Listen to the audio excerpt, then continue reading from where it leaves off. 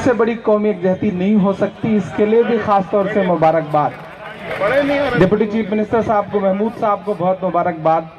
TTV के अपने तमाम दोस्तों का बहुत शुक्रिया जिन्होंने जिद करके आज मुझे बुलवा लिया, हुक्म दिया कि आपको आना है और मैं हाजिर हुआ। जिन चीज़ों के लिए या तो बहुत बदनाम हूँ या बहुत मशहूर हूँ, कोशिश करता हूँ कि थोड़ा थोड़ा वो सब भी आपको सुनाऊं। इधर भी जो लोग बैठे हैं बहुत बड़ी भीड़ है। पहला ऐसा मुशायरा है जिसमें चौतरफा भीड़ दिखाई पड़ रही है। इधर भी लोग हैं, इधर भी हैं, इधर भी हैं।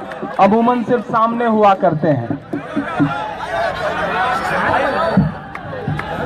नहीं, चार मीनार है, चार मीनारें होंगी, लेकिन भीड़ चौतरफा नजर आए, ये भी तो अपने आप में कमाल की बात है ना।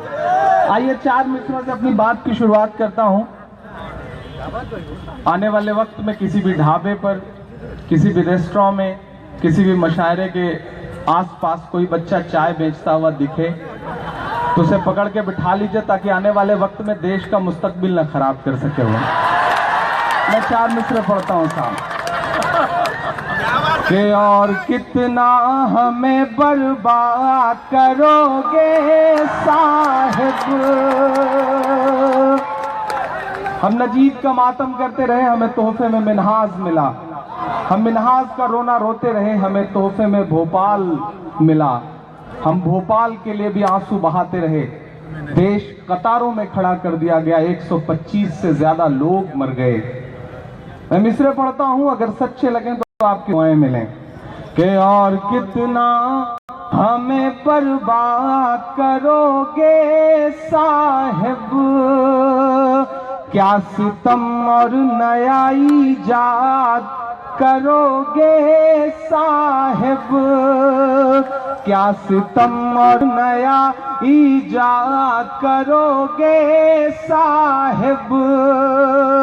खुद के औलाद नहीं है तो बताओ इतना, कितनी माँ को बे औलाद करोगे साहिब, करोगे साहिब।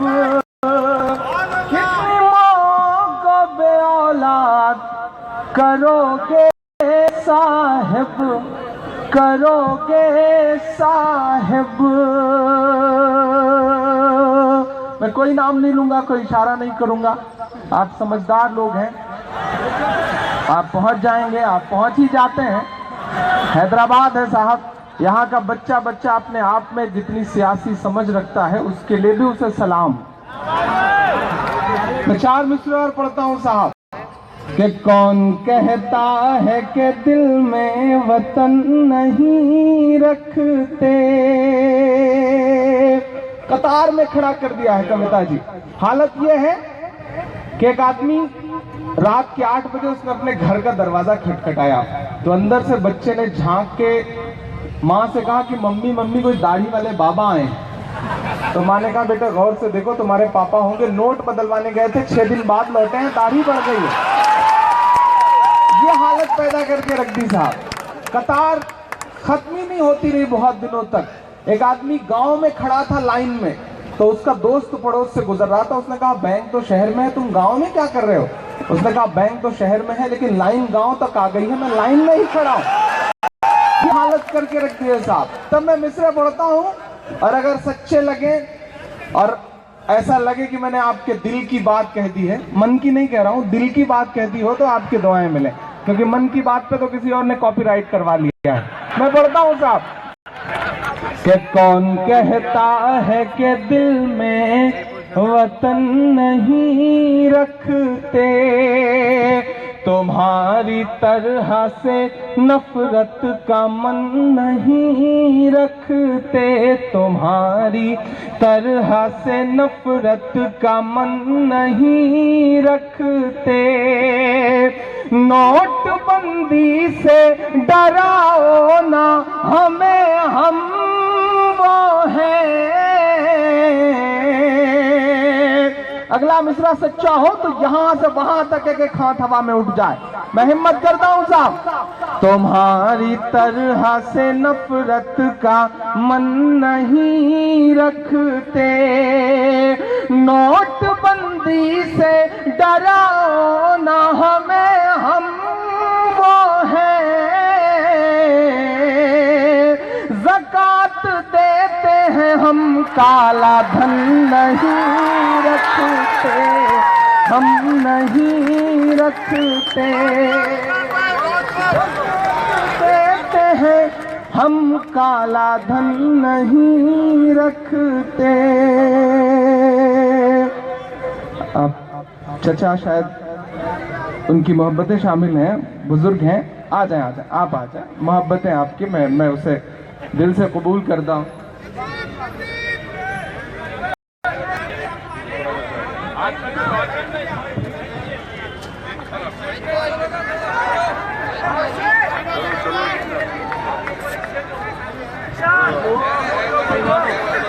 क्या हुआ रखते लोग और पीछे आ जाते हैं, उनके पीछे आ जाते हैं।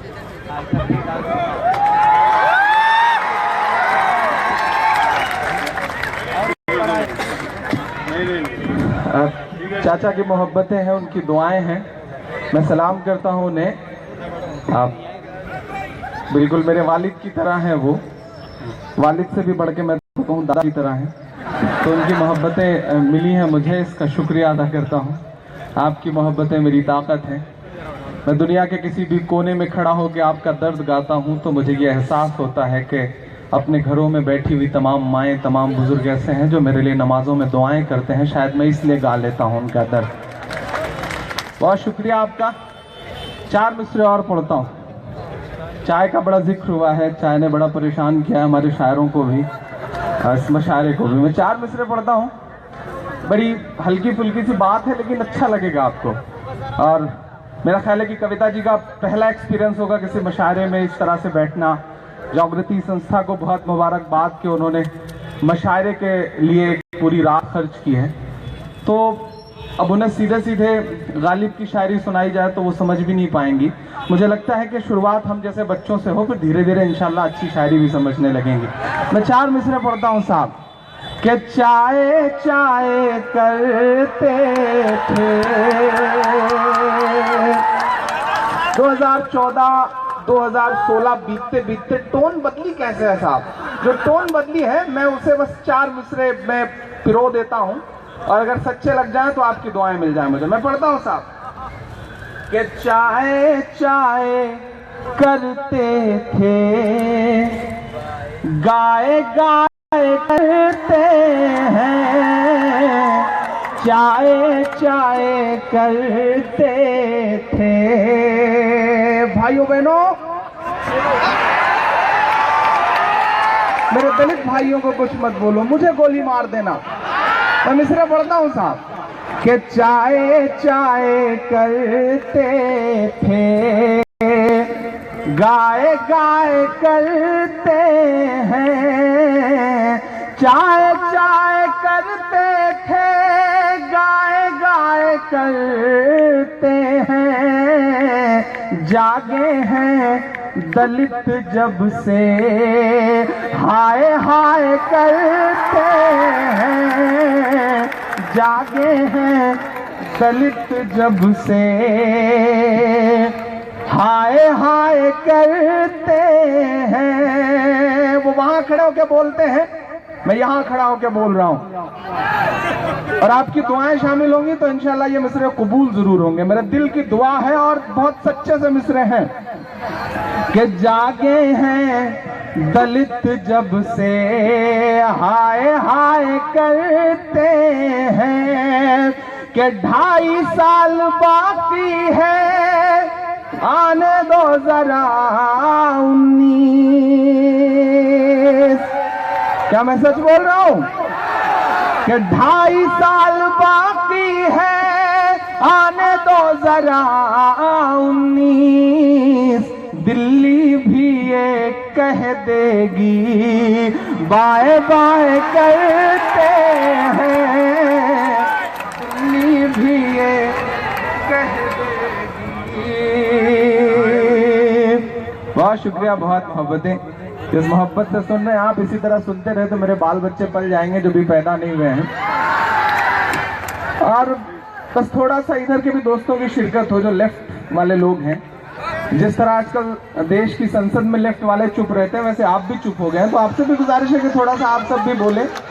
राइट विंग तो बोल ही रहा है, लेफ्ट वाले थोड़ा सा और एक मतलब दुआएं दें, क्योंकि आपकी तालियां, हाँ, आपकी तालियां, आपकी दाद हमारे लिए वैसे ही है जैसे अमर सिंह के लिए जया प्रदा। तो थोड़ा सा ठीक ठाक ढंग से बजेंगी तो मैं कुछ और बेहतर सुना सकूंगा। बहुत अच्छा सुन रहे हैं। ये जो नई नस्ल है, ये पिछले 2-3 सालों में सोशल मीडिया ने इसे इतना खूबसूरत बनाया है कि ये बोलने लगी है, अपनी बात रखने लगी है, अपनी आवाज उठाने लगी है। तो इस हौसले को भी सलाम, इसे और कलेक्टिव करके दुनिया के सामने रखने की जरूरत है। मैं एक नज़्म आपको सुनाना चाह रहा हूं जिसकी फरमाइश भी है और मेरी ख्वाहिश भी है कि मैं वो सुनाऊं, लेकिन उससे पहले 4 मिसरे पढ़ता हूं। आप बड़े बहुत गंभीर शायरी सुनी आपने, बड़ी शायरी सुनी आपने। मैं थोड़ा सा हल्का फुल्का करता हूं आपको, फिर कुछ इंशाल्लाह आपके जज्बातों से जुड़ी हुई बातें करूंगा। 4 मिसरे पढ़ता हूं। हमारे देश में एक बाबा है, बंदा दुनिया की हर बीमारी के इलाज का दावा करता है, लेकिन आज तक अपनी फड़कती हुई आंख नहीं सही कर पाया। मैं नाम नहीं लूंगा, मैं बिल्कुल नाम नहीं लूंगा, नहीं आप जान जाएंगे कि मैं बाबा रामदेव जी की बात कर रहा हूं। मैं 4 मिसरे पढ़ता हूं। असलम भाई पिछले दिनों उन्होंने, हरियाणा के पीस एम्बेसडर है वो, पीस एम्बेसडर है वो, उन्होंने एक बयान दिया कि कानून ने हाथ बांध रखे हैं वरना जय ना बोलने वालों की गर्दनें काट दी जाती हैं। जैसे उन्होंने ये बात कही, उनके पड़ोस में खड़े पीए ने उनसे कहा कि बाबा जी ये क्या बोल गए, आप गर्दनें काट देंगे तो जो अपना तेल और शैम्पू का बिजनेस है उसका क्या होगा। बात बाबा की समझ में आ गई, बाबा चुप हो गए, लेकिन मुझे लगा कि मेरी जिम्मेदारी यहाँ से शुरू होती है। मैं 4 मिसरे पढ़ता हूँ साहब। मैंने सोचा मैं एक मासूम सा सवाल उनके सामने उठा लूं कि जो नफरत के सबब उठी थी वो ललकार किसकी थी, हमारे खून को प्यासी थी वो तलवार किसकी थी, हमारे खून को प्यासी थी वो तलवार किसकी थी, हमारी गर्दने मत काटिए बस ये बता दीजिए। अब उठे आपका हाथ पीछे तक, हमारी गर्दने मत काटिए बस ये बता दीजिए, जिसे तुम पहन कर भागे थे वो सलवार किसकी थी, जिसे तुम पहन कर भागे थे वो सलवार किसकी थी, जो नफरत के सबब उठी थी वो ललकार किसकी थी। बहुत शुक्रिया। एक बच्चा पैदा हुआ हिंदुस्तान में, हैदराबाद में खड़ा हूं तो मुझे लग रहा है कि करीना कपूर और सैफ अली खान को मुबारकबाद जरूर दी जाए खूबसूरत से बच्चे के लिए। लेकिन बड़ा बवेला मचा साहब, ऐसे ऐसे ट्रोल बिठा दिए गए हैं सोशल मीडिया पे जो ये तय करते हैं कि क्या खाना है, क्या पहनना है, क्या बोलना है, और हद तो ये है कि बच्चों का नाम क्या रखना है ये वही तय करेंगे, वरना आपको गालियां दी जाएंगी, आपको गद्दार साबित कर दिया जाएगा। एक दिन के मासूम से उस बच्चे की तस्वीर आई। करीना कपूर को आप सबने देखा होगा, कुछ लोगों ने सामने से देखा होगा, कुछ लोगों ने निहार निहार के देखा होगा, तो कुछ बुजुर्गों ने छुप के भी देखा होगा, इसमें कोई दो राय नहीं। मतलब डर भी घर में, घरवाली का डर भी अपने आप में बड़ा कमाल का होता है। तो जाहिर सी बात है कि वो एक साहब ने अपनी बीबी से कहा कि आज मैं सलीम भाई के घर नहीं जा सका। तो बीबी ने कहा क्यों नहीं जा सके, तो उन्होंने कहा वो अपनी तीसरी बीवी के जनाजे में बुला रहे थे, मैं आज तक एक में भी नहीं बुला सका, तो किस मुंह से जाऊं मैं उनके घर पे। तो ये साहब डर भी कोई चीज हुआ करती है। वो तस्वीर आई और बवेला इस बात का मचा था कि बच्चे का नाम तैमूर रख दिया गया। पूरी दुनिया ने ये बताया कि तैमूर तो बहुत जालिम बादशाह था, तो उसका नाम रखने पे वैसी फीलिंग आ रही है। मैं कभी कभी सोचता हूं कि नफरतें मुल्क में कहां आ गई हैं। अब नाम रख देने भर से ये तय हो गया कि बच्चे का किरदार क्या होगा। अगर नाम से ही सब कुछ असर पड़ता है तो साहब निर्भया का बलात्कार करने वाले शख्स का नाम राम सिंह था, तो क्या किया जाए, राम नाम रखना बंद कर दिया जाए। राम तो कितना खूबसूरत नाम है साहब। मैं 4 मिसरे पढ़ता हूं। मैं उस बच्चे की तस्वीर देख रहा था, करीना ने उसे अपने गोद में ले रखा था और ये मेरे जहन में 4 मिसरे आते। बड़ा प्यारा सा मासूम सा बच्चा वो। मैं पढ़ता हूँ साहब कि बला की सादगी रखी, गजब का नूर रखा है, बला की सादगी रखी, गजब का नूर रखा है, खुदा ने चेहरे पे मासूमियत भरपूर रखा है, खुदा ने चेहरे पे मासूमियत भरपूर रखा है। बड़े हो करके तुमको नफरतों का कत्ल करना है, तुम्हारा नाम शायद इसलिए तैमूर रखा है, तुम्हारा नाम शायद इसलिए तैमूर रखा है। एक नज्म जहां तक मैं आपको पहुंचाना भी चाह रहा हूं और मेरी ख्वाहिश है कि मैं वो नज्म सुनाऊं। मैं कभी कभी सोचता हूं कि अमेरिका जाने पर फेसबुक के ऑफिस में जा करके मां को याद करके रोने वाला शख्स, पाकिस्तान जाने पर नवाज शरीफ साहब की मां के पैर छू करके साड़ियां भेंट करने वाला शख्स, हिंदुस्तान आता है तो दिल्ली से महज 40 किलोमीटर दूर दादरी में उसे अखलाक की रोती हुई मां नजर क्यों नहीं आती? उसे अपने 7RCR के पड़ोस में 4 किलोमीटर दूर JNU के कैंपस में बैठ के रोती हुई चीखती हुई एक मां नजर क्यों नहीं आती? मैं 4 मिसरे पढ़ता हूं, फिर एक नज्म आपको सुनाऊंगा साहब। क्या फजा में उड़ रहे जहरीले जुगनू क्यों नहीं दिखते, किसी भी हादसे के सारे पहलू क्यों नहीं दिखते, जो माँ को याद कर परदेस में आंसू बहाता है,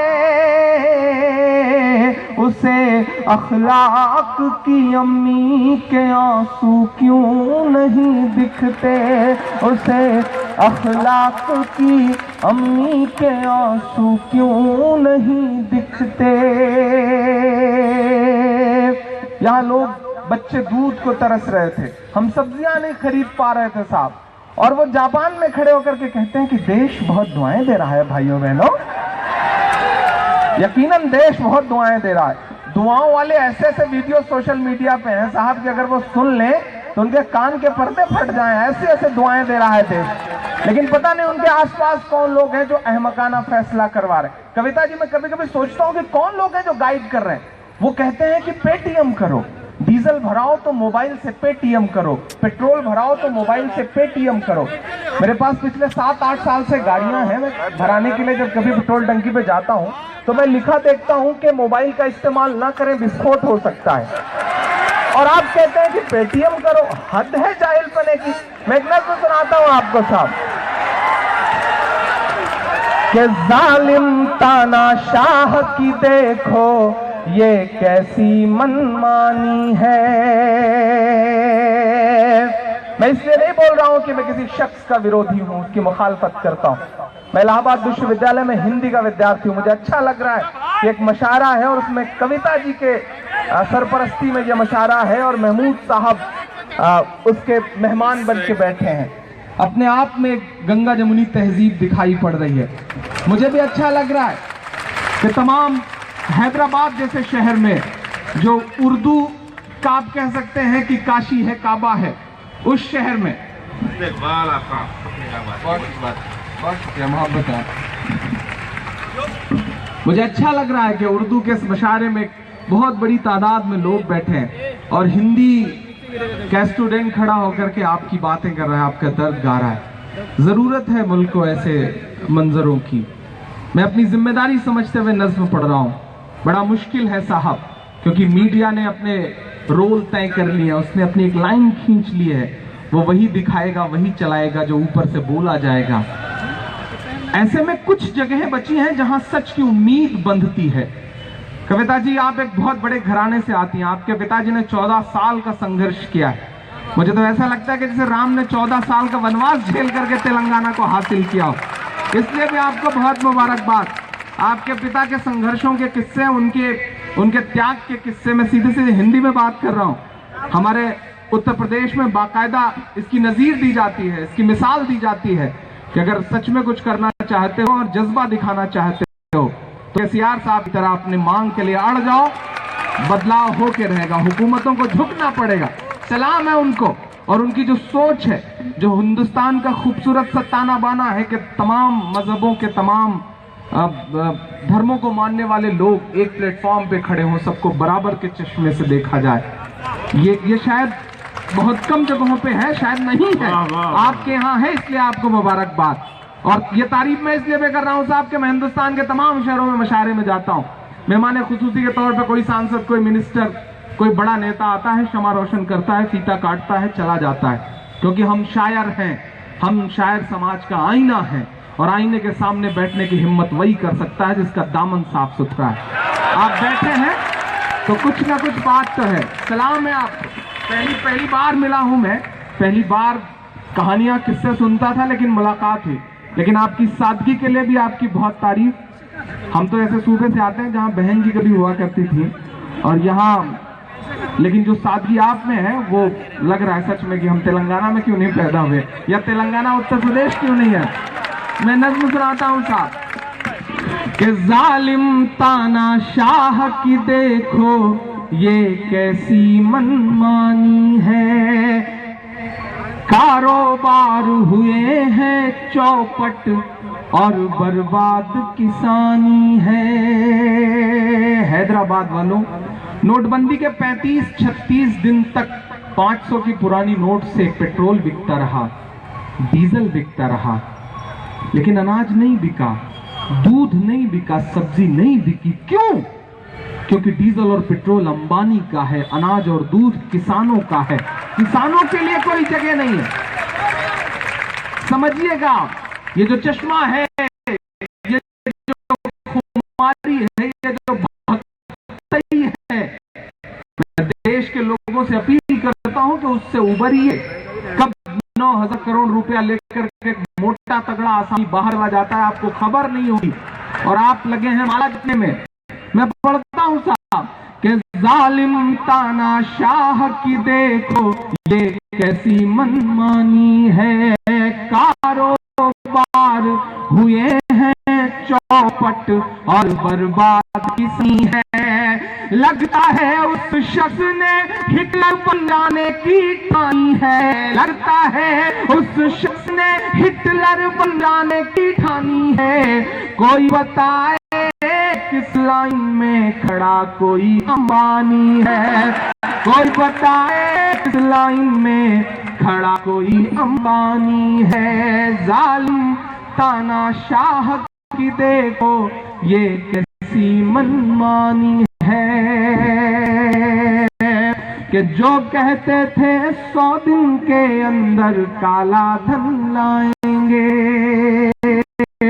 याद है उस दिन आज रात 8 बजे टीवी स्क्रीन काली हुई, एक चेहरा नमूदार हुआ, और उसने कहा भाइयों बहनों, आज 500 और 1000 का नोट रद्दी है, कागज का टुकड़ा है। तैयारियां भी कैसे करी, पहले थल सेना अध्यक्ष को बुलाया, वायु तीनों फोर्सेज के जो सुप्रीम थे उनको बुलाया। मुझे ऐसा लगा कि कहीं अटैक तो नहीं करने जा रहे किसी मुल्क पर, लेकिन उन्हें अटैक ही करना था, और वो अटैक किसी मुल्क नहीं बल्कि गरीबों की जेब पर था साहब, और वो किया उन्होंने।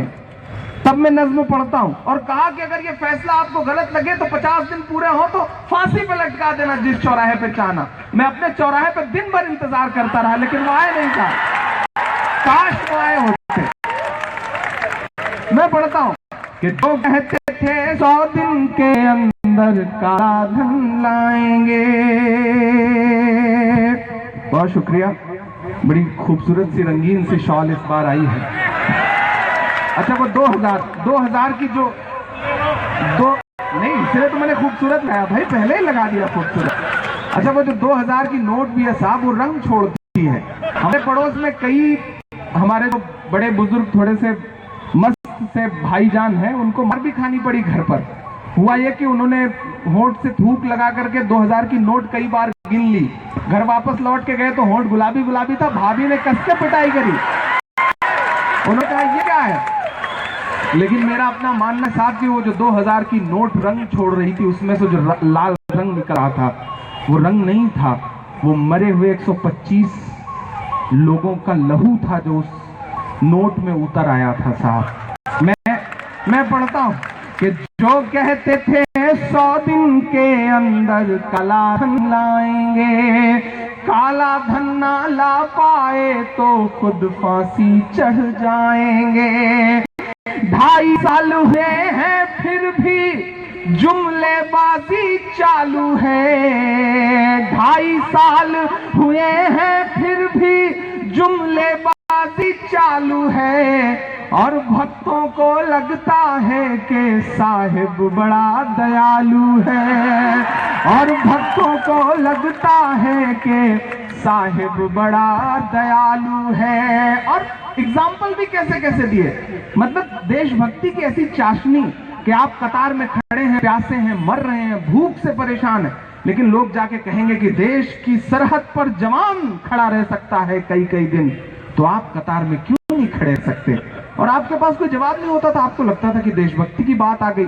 लेकिन हैदराबाद तो अजीब है, यहाँ का एक आदमी मिलिट्री में था, रिटायर होकर लौटा था, लाइन में खड़ा था, एक भक्त ने आके कहा कि क्यों परेशान है, सरहद पर सेना का जवान कई कई दिन लाइन में रहता है, आप कतार में नहीं ले सकते। उसको गुस्सा आया, उसने पलट के 10-20 लात मारा। तो उन्होंने कहा भाई आप तो मारपीट पे उतारू हो गए। तो उसने कहा कि अगर सेना का जवान सरहद पर कई कई दिन खड़ा रहता है और अपने सीने पे गोली खा लेता है देश हित में, तो तुम देश हित में 10-20 लात भी नहीं खा सकते, आओ। इस तरह से भी लोगों ने जवाब दिए साहब। मैं मिसरे पढ़ता हूं कि 2.5 साल हुए हैं फिर भी जुमलेबाजी चालू है, और भक्तों को लगता है कि साहिब बड़ा दयालु है। आम आदमी के ख्वाबों से ये तो बेईमानी है, कोई बताए किस लाइन में खड़ा कोई अंबानी है, कोई बताए किस लाइन में खड़ा कोई अंबानी है। आखिरी बंद पढ़ता हूं इस नज्म का कि माओ बहनों के पल्लू के सारे पैसे लूट गए। कितनी मशक्कतों से छुपा छुपा के अम्मी रखा करती थी। अच्छा, वो बंदा रिश्तों का इस्तेमाल कैसा करता है? जब उसे लगा कि घिर गए, वो नोटबंदी के मुद्दे पे घिर गए, तो उन्होंने अपनी 97 साल की बूढ़ी माँ को कतार में खड़ा कर दिया कि जाइए और मुझे बचाइए। मुझे कभी कभी लगता है कि उनसे कहना चाहिए कि फरजांसू छलकाना पड़ जाए ये अमाल न कर, पहले ही जज्बात नहीं है खुद को और कंगाल न कर। वोट के नाम पे, नोट के नाम पे खूब सियासत कर, लेकिन माँ जैसे पाकीज़ा रिश्ते का तो इस्तेमाल न कर, माँ जैसे पाकीज़ा रिश्ते का तो इस्तेमाल न कर। तब मैं मिसरे पढ़ता हूँ साहब कि माँ बहनों के पल्लू के सारे पैसे लूट गए, नन्हे मुन्ने बच्चों के हाथों के गुल्लक फूट गए, नन्हे मुन्ने बच्चों के हाथों के गुल्लक फूट गए। पूरा देश कतार में है, ये कैसी तेरी तैयारी है, 100 से ज्यादा मौतों की अब किसकी जिम्मेदारी है, 100 से ज्यादा मौतों की ये किसकी जिम्मेदारी है। लगता है उनकी आंखों का आज मर गया पानी है, कोई बताए किस लाइन में खड़ा कोई अंबानी है। जालिम तानाशाह की देखो ये कैसी मनमानी है। बहुत शुक्रिया, बहुत मोहब्बतें, आप ताली बजा सकते हैं। नज्म खत्म हो चुकी है। मैं आखिर में एक नज्म 2.5-3 मिनट की सुना के अपना सफर पूरा करूंगा। हाँ, मैं देखिए, ये जो इसके नीचे जो शॉल है वो इतनी खूबसूरत है कि इसके ऊपर अब किसी शॉल की जरूरत मुझे नहीं समझ में आती। ये ऐसा रंग है जो जिस पे चढ़ जाता है फिर उतरता नहीं, मैंने ऐसा सुना है। ये केसीआर साहब का रंग है, ये तेलंगाना की खूबसूरती का रंग है। तो मैं नहीं चाहता कि इसके ऊपर और कोई शॉल उड़ाई जाए। उड़ाई जाए तो फिर अच्छी बात है, वो उसमें आपकी मोहब्बतें शामिल हैं, मैं उसे सहेज के रख लूंगा। आप इतना दे रहे हैं कि आने वाले वक्त में अगर कहीं मौका बेमौका काम पड़े तो मतलब इतने सारे शॉल का तो इस्तेमाल आखिरी लम्हे के लिए भी किया जा सकता है। मैं एक नज़्म सुनाता हूँ साहब, हाँ मैं मदरसा भी सुना दूंगा, हम मुसलमान भी सुना दूंगा, लेकिन इस वक्त मैं एक नज़्म आपको, हाँ मेरे दिल से जुड़ी हुई एक नज़्म आपको सुनाता हूँ, जिसे मैं पूरे हिंदुस्तान में, पूरी दुनिया में जा करके पढ़ रहा हूँ, क्योंकि उसे पढ़ना मेरी जिम्मेदारी है। मैं एक ऐसी रोती हुई माँ से मिलकर के आपके बीच आया हूँ कि मैं जिसका दर्द आपके सामने रखना चाहता हूँ। कविता जी, जेएनयू जैसी प्रोमिनेंट यूनिवर्सिटी में एमए साइंस का स्टूडेंट एक लड़का जो महज एडमिशन लेकर के जब हॉस्टल में शिफ्ट होने के लिए आता है तो उसे कुछ लफंगे पीटते हैं और पीटते हुए कहते हैं कि इसे 72 हूरों के पास भेज दिया जाए। दूसरे दिन 11 बजे से वो लड़का गायब है और उसकी 60 साल की बूढ़ी माँ कभी दिल्ली के जंतर मंतर पर, कभी इंडिया गेट पर, कभी जेएनयू के एड ब्लॉक पर, तो कभी होम मिनिस्टर की चौखट पर चीख चीख करके ये कह रही है कि मुझे मेरा बेटा वापस कर दो, मुझे मेरा लाल वापस कर दो, मुझे मेरा नजीब वापस कर दो। मैं नजीब का दर्द आपके सामने गाना चाहता हूँ। जिस दिन मैं मिला उस माँ से तो मुझे ऐसा लगा कि इस माँ की जगह अगर मेरी माँ होती तो, नजीब की जगह कोई इमरान होता, कोई अशोक होता, कोई अनिल होता, कोई इरशाद होता तो। लेकिन अब तो माँओं के आंसुओं को भी मजहबों का चश्मा उड़ा दिया गया। मुझे ऐसा लगता है कि बड़े बड़े प्रोमिनेंट न्यूज़ चैनल के जो एंकर्स हैं उन्हें उस माँ के आंसू नज़र नहीं आ रहे, मिनिस्टर्स को उस माँ के आंसू नज़र नहीं आते। माँ के आंसुओं की तो कोई ज़ात नहीं होती, माँ के आंसुओं का तो कोई मज़हब नहीं होता, माँ के आंसू तो सिर्फ आंसू होते हैं। क्यों नहीं समझ पा रही है हुकूमत? मैं नज़्म सुनाता हूँ, मेरे उस दर्द के एहसास तक पहुँच सकिएगा। तो हिंदुस्तान के तमाम शहरों में मैंने इस नज़्म को पढ़ा है। 100 से ज़्यादा दिन गुजर चुके हैं, उस बच्चे का कोई पता नहीं है। एक बड़ी अजीब सी जगह है, मैं यूँ कहूँ कि ये ऐसी जगह है कि यहाँ खड़े होकर के बातें कही जाएं तो बड़ा असर रखती हैं। दुआ करता हूँ कि आज यहाँ पढ़ूँ, फिर नजीब मिल जाए, फिर कभी इस नज़्म को पढ़ने की ज़रूरत ना पड़े। मैं इस उम्मीद के साथ भी इस नज़्म को पढ़ रहा हूँ। सुना था कि बेहद सुनहरी है दिल्ली, समंदर सी खामोश गहरी है दिल्ली। सुना था कि बेहद सुनहरी है दिल्ली, समंदर सी खामोश गहरी है दिल्ली। मगर एक माँ की सदा सुन न पाए, मगर एक माँ की सदा सुन न पाए, तो लगता है गूंगी है बहरी है दिल्ली। सुना था कि बेहद सुनहरी है दिल्ली, समंदर सी खामोश गहरी है दिल्ली। मगर एक माँ की सदा सुन न पाए, तो लगता है गूंगी है बहरी है दिल्ली। वो आँखों में अश्कों का दरिया समेटे, वो उम्मीद का एक नजरिया समेटे, यहाँ कह रही है वहाँ कह रही है, तड़प कर के ये तुम कह रही है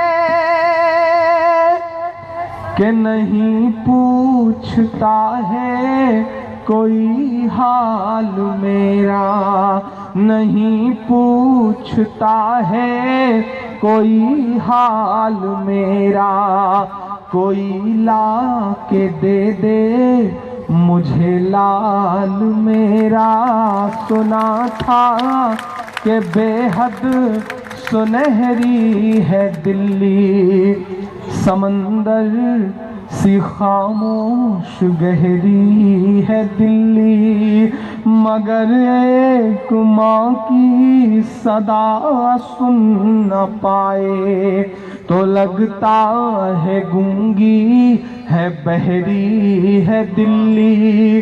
वो आँखों में अश्कों का दरिया समेटे, वो उम्मीद का एक नजरिया समेटे, यहाँ कह रही है वहाँ कह रही है, तड़प करके ये माँ कह रही है, नहीं पूछता है कोई हाल मेरा, कोई ला के दे दे मुझे लाल मेरा। पहला बंद पढ़ता हूँ इस नज्म का साहब। बहुत रोया था मैं उस माँ से मिल करके, क्योंकि उसके आंसुओं के साथ कब आपके आंसू शामिल हो जाते हैं आप समझ ही नहीं पाएंगे। जिस दिन आप उस माँ से मिलेंगे शायद मेरी जैसी कैफियत आपकी भी होगी। वो माँ जो कह रही है मैं उसे बस लफ्जों में पिरो रहा हूँ कि उसे लेके वापस चली जाऊंगी मैं, पलट कर कभी फिर नहीं आऊंगी मैं। मेरे उत्तर प्रदेश के चुनावी प्रोग्राम में खड़े होकर प्रधानमंत्री जी कहते हैं कि मैं 3 तलाक के मुद्दे पे मुस्लिम महिलाओं को उनका हक दिला के रहूंगा, मुस्लिम बहनों को उनका हक दिला के रहूंगा। कभी कभी मेरा मन करता है कि मैं 7RCR के बाहर जा करके चीख करके कहूं कि आदरणीय नरेंद्र दामोदर मोदी साहब अगर सच में मुस्लिम महिलाओं को उनका हक दिलाना चाहते हैं, मुस्लिम बहनों को उनका हक दिलाना चाहते हैं, तो मान लीजिए नजीब की अम्मी को अपनी बहन और अपने भांजे को वापस ला दीजिए, तब मैं जानूं कि आप सच में हक दिलाना चाहते हैं। वरना सब चुनावी बातें हैं, सब चुनावी भाषण है।